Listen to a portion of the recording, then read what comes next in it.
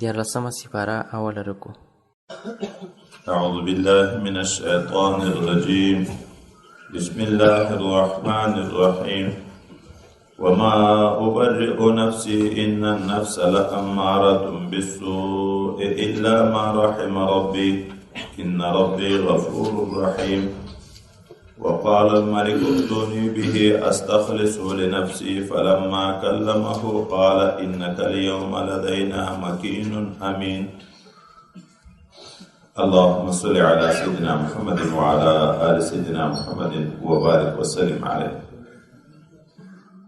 حضرت یوسف علی نبینا علیه الصلاة والسلام چې کله پاچا وغوښت نو د مخکې د خپل ځان د صفایي په لحاظ غوښتنه وکړه چې تاسې د یوه ښځو نه پوښتنه وکړئ. هغه ثابت شو چې د ده د طرف نه څه مایل د ګناه په طرف نه و. دی بیا ویې چې دا پوښتنه مې د دې دپاره وکړه چې هغه عزیز په دې پوه شي چې ما د ده د اهل سره د ده په غیاب کې د ده د احساناتو په مقابل کې خیانت نه ده کړی. که نه د ځان صفایي نه کوم وما ابرئ نفسي، زه نه پاکوم نفس خپل چې زه ډېر پاک یم او د ګناه په طرف په ما کې بیخي مایل نه راځي. ولې؟ اصلا ان النفس لامارة بالسوء، بېشکه نفس چې ده دا امر کوونکی ده، ډېر امر کوونکی ده، لږ هم نه، صيغه د مبالغې ده، ډېر امر کوونکی ده په ګناهو سره. الا ما رحم ربي، مګر هغه نفس چې رحم مهرباني الله په هغه باندې کړې وي، هغه نفس خو بیا خلاص شي، اماره بالسوء نه وي، بیا دغه نفس مطمئنه شي، لوامه شي، راضیه شي، مرضیه شي، عبودیه شي. ان ربي غفور رحیم، بشک رب ما غفور او رحیم ذات.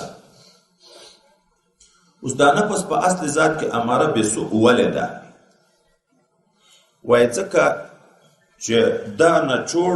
خلص، شیره، مغز د عناصر اربعه ده. د کائناتو ممکناتو اصل څلور شیان دي: اور، اوبو، خاوره، هوا.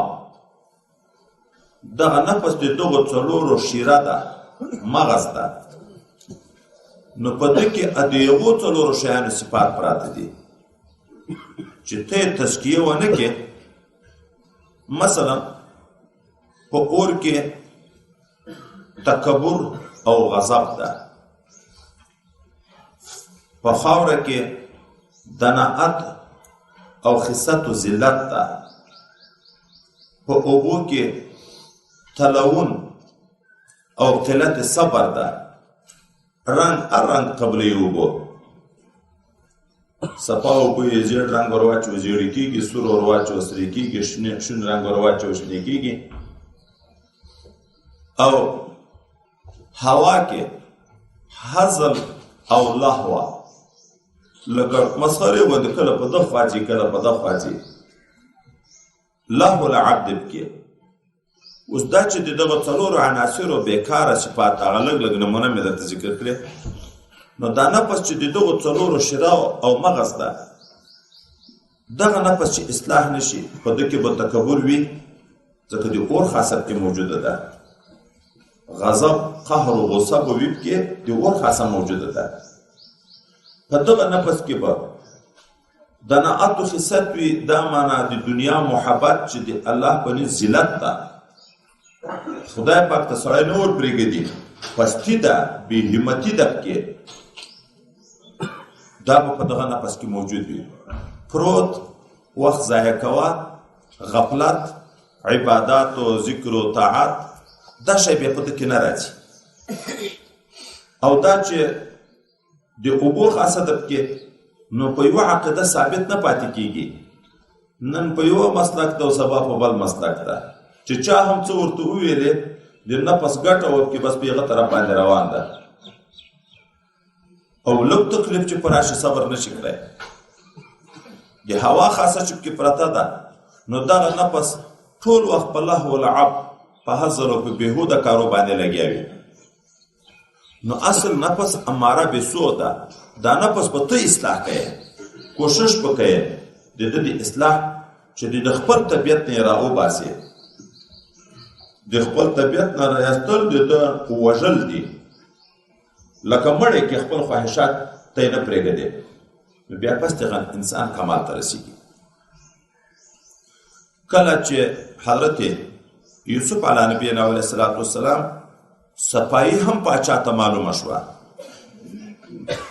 او هغه د خوب تعبیر کمالم معلوم شو، نو غوښتنه یې وکړه وقال الملک ائتوني به، ویلې پاچا راولئ تاسې ای د ما مقربینو دغه د خوب تعبیر کوونکی ما ته د څه دپاره استخلصه لنفسي چې خالص کوم دغه یوسف علیه السلام لپاره د کارو د ځان خپل دا ډېر هوښیار انسان معلومیږي، خپلې مشورې به ورسره کوم، د خپلو کارو دپاره به مختص وګرځوم. فلما کلمه چې کله یوسف علیه السلام ته دواري بیا ورغی او ده ته ویې چې براعت ثابت شو، نو ته اوس راځه جامې د جیل بدلې کړه، نورې جامې واغونده. چې راغی د پاچا سره یې خبرې وکړې او د دغه پاچا د ده په منځ کې په مشورو په خبرو کې د ده کمالات ورته معلوم شو. نو قال پاچا ویلې ورته انک اليوم لدینا مکین امین، ته نن ورځ بېشکه د موږ په نسبت باندې خاوند د مرتبې او امانتګر یې، نو زه به تا ته یو عهده درکوم، ما د خاصو مشاورینو په جمله کې به وي. حضرت یوسف علیه السلام ورته چې عهده چې یو وارې راکړې نو بیا دغه عهده راکړه. قال اجعلني على خزائن الارض، ویل یوسف علیه السلام پاچا ته چې ما مقرر کړه په خزانو د دغه ځمکې د مصر باندې. ولې؟ انی حفیظ، یو زه ښه ساتونکی د مالو یم، خیانتګر نه یم، او بیت المال کې خیانت ډېر تاوان ده. دوم دا د عالم یم په هغه فوایدو د امورو باندې، په توجه د تصرفاتو باندې چې کومه طریقه یې د جمع کول ده، کومه طریقه یې د مصرف کول ده، په دغه باندې بیا ډېر ښه پوه یم. پرون مو ویلي وو چې په خپله خوله غوښتنه د عهدې خو عام احادیث خو داسې راځي څوک چې په خپله یو عهده غواړي خدای پکې ځان ته سپاري، دا انسان خپل ځان ته سپاري، الله تعالی د ده د حفاظت تدبیر بیا نه کوي. نو چې ځان ته یې وسپاره دغه انسان خو بیا د نفس تابع ده چې په کومه کنده کې هلاک شو هلاکېږي. او که دغه انسان عهده په خپله نه غواړي، د پاچا د طرف نه د خلکو د طرف نه دی مجبور کړی شي، بیا رب کریم د ده د سداد دپاره د استقامت شریعت او تدبیر د سم فیصلو دپاره دوی ملایکې ورسره مقرروي. هغه بیا نیک الهامات ورته کوي. کمزورې سړی به د خلکو په خیال کې ورځي، خو چې عهده ور وسپارل شوه بیا خدای پاک داسې کارونه تر واخلي چې هغه غټ غټ خلک یې نشي کولی. نو په خپله خوله خو به غوښتنه سړی نه کوي، که وایي خو بیا خو خپل نفس ته. لیکن یوسف علیه السلام په خپله غوښتنه وکړه، ځکه کله غوښتنه د خپل طرف نه سړی کړی شي چې په علاقه کې بل دغسې امین سړی نه وي او د دغه وظیفې اجرا کوونکی بل څوک نه وي او دا سړی په خپل ځان مطمئن وي چې د ما نه خیانت نه کېږي، نو بیا په یو صورت کې د دین د خدمت په خاطر باندې غوښتنه کړی شي. خو درېیم یو بله خبره معلومه شوه، هغه دا پاچا د مصر مشرک و، دغه علاقه کې خو دین د اسلام نه ولې راغلی، خو یوسف علیه السلام بیا خدای پاک ورته مقرر کړ. د کافر پاچا سره نوکري څنګه ده؟ ظالم پاچا ده، کافر پاچا ده، ته د هغه سره نوکري او یو عهده ذمهواري په سرته کوی شي که نه؟ وایي که سړی په دا پوهېدو چې د دین خدمت بیا ما ته مستقل د عهده کې اختیارات راکوي،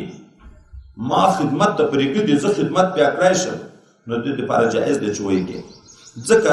چې که دی دغه عهده نه اخلي خو دغه دیني خدمت هم پاتې کېږي.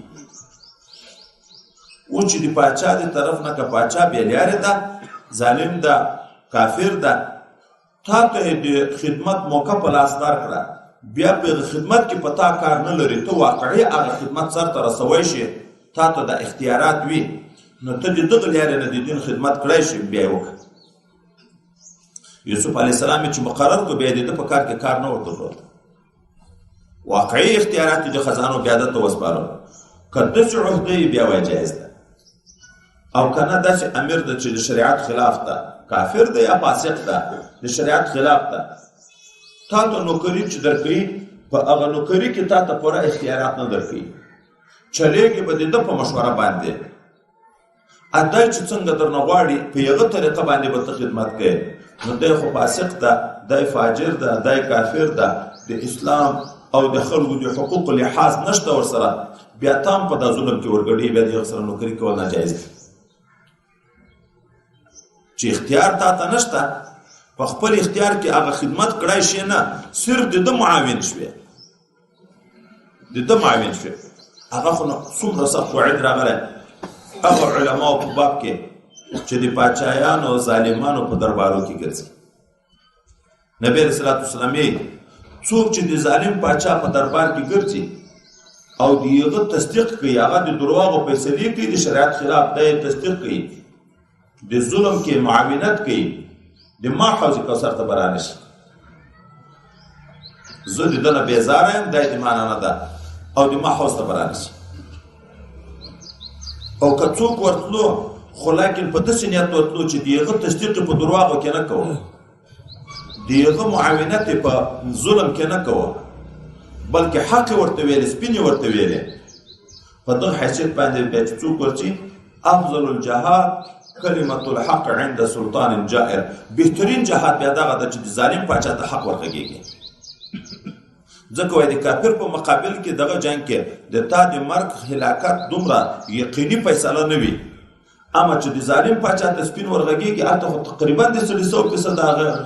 فکر وي چې دا دې وژني خو چې ته بیا هم حق ویایې تر دغه نه بیا هغه جهاد نشته قال اجعلني على خزائن الارض اني حفيظ عليم وكذلك مكنا ليوسف